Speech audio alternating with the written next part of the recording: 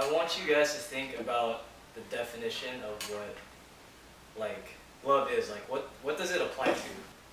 Love can be a passion for something. Sometimes it's the most undefinable passion for something, I think. Like, I don't know. Yeah, if you put it in terms of like a sport or a hobby, something it's something you don't mind watching or doing unconditionally. Like, you could do it forever, pretty much. I think love is not just a feeling, but it's something that people should experience, and that definitely it's something that comes. It's emotional. I don't know. I think it's something that you just don't question. It's like what Anthony was saying, that passion that there's never a doubt about it. That when you feel it, it's something certain. Or that even on like the down days or the days that don't go your way, you still feel that attraction to it. That like you never want to like give it up or be without it. What do you guys think like a bad kind of love is? Like say like a manipulative love, or like a love out of or people do things like out of spite because of love. You think love? I mean, like you said, it drives you, you know, because you have passion and everything. But can it also drive you to be a bad person? You know what I mean? Yeah. Yeah. Yeah, I feel that that could happen. That love takes over rationality, almost. Where the thoughts that you usually wouldn't think of come to play just because you're driven so hard by your love and your passion for any specific thing. I think I've seen people in relationships where sometimes like one person smothers the other too much in a sense. I mean, they do, yeah, yes, they do love the person, but I think they're loving them too much, and the other person, it's a two-way street kind of thing, and the other person's not loving them as much back. I mean, but there is still a love there between the two people, and because they start smothering each other, or one person starts smothering each other, the other person feels, that it's a little too much, and, it leads to, a fallout, bad fallout. I think, yeah, love can be manipulative. There's kind of what I think Andy was saying, some rationale kind of overgoes your rationale of things. Because I think that's why love it can be dangerous if you want to. There's like, I don't say, I guess if you can't, like, not necessarily weak in the mind, but if you're just not mature enough, and if you're a guy and if you're head over heels for a girl, it's pretty common, if the girl goes, if you like me, you'll do this, yeah. Or if you love me, you'll do this. So someone could use it to, like, a girl and a guy, if a guy's head over heels for a girl, and a girl goes, well, if you love me, you'll steal this from me, Yeah. It's not real love, but you could use it to your advantage. It could be really manipulative if you want it to be. Do you guys find any other, or do you guys try to look for any other reciprocation of like your partner if you're with someone? Trust. Trust is probably the biggest thing. When you give trust, you really expect it in return.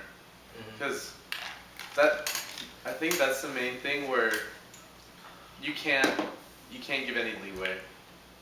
Because if one person's up here with the trust and the other one's down here, just one person's... It's hard. Yeah, one person is eventually going to get broken. And, I mean, I can speak from personal experience. Like, when you have one person trust up here and one person down here, it's rough.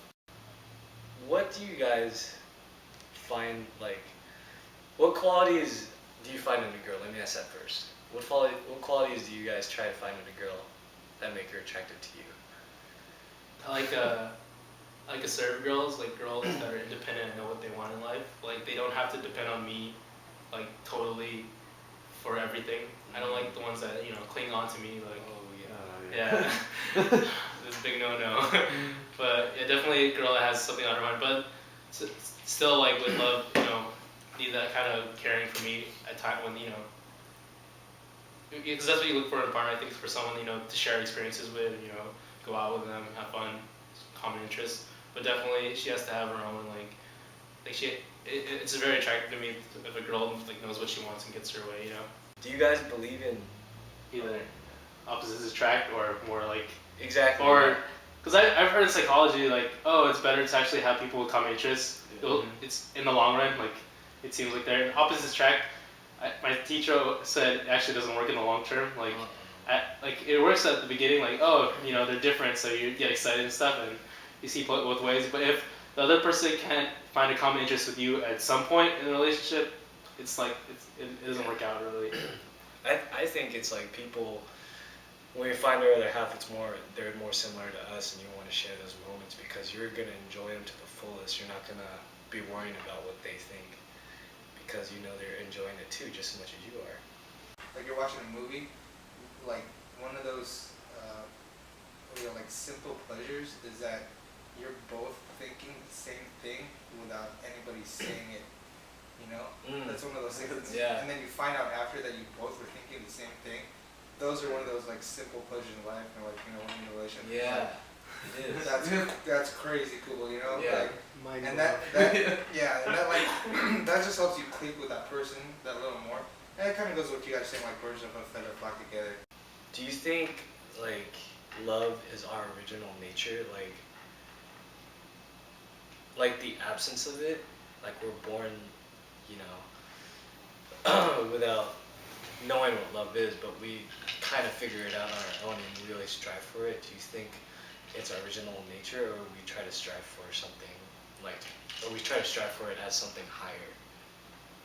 Do you know what I mean? I think we try to find love even before we realize it.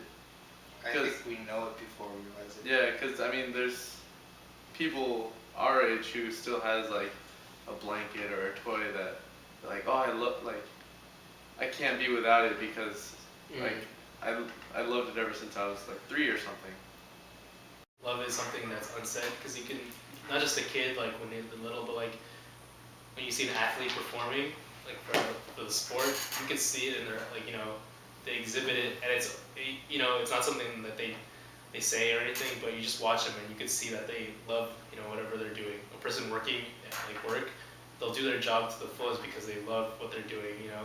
I know this is kind of nerdy, but when you said that, I seriously thought of the Star Trek movie, and Spock, yeah, it's just that's why there's the whole side thing where his whole Vulcan life is no emotion, right?